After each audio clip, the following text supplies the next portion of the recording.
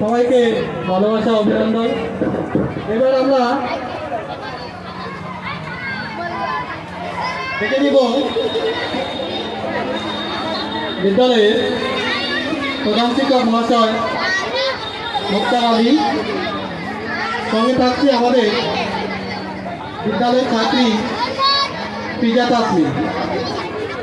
আপনাদের মঞ্চে আসার জন্য বিনীতভাবে অনুরোধ করছি। আমাদের সবার সামনে একটি গান তুলে ধরবেন।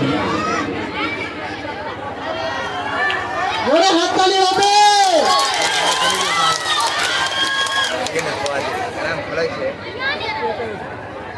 এইখান বলবে, তোমরা বলবে, খালাই বলবে। এরপর যারা ফাগুনের মোহনায় গ্রুপ ডান্সে আছো তোমরা রেডি থাকবে।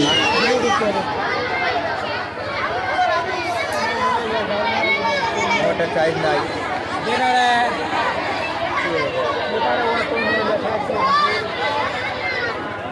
লাইট নেই রে ভাই।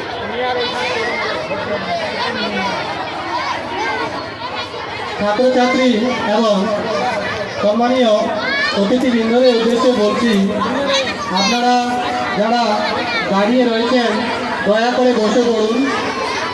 যারা পিছন থেকে অনুষ্ঠানটি দেখছেন তাতে অসুবিধা হচ্ছে। আর মাঝখানে রাস্তায় কেউ দাঁড়াবে না, মাঝখানে অনেক ভিড় দেখতে পাচ্ছি।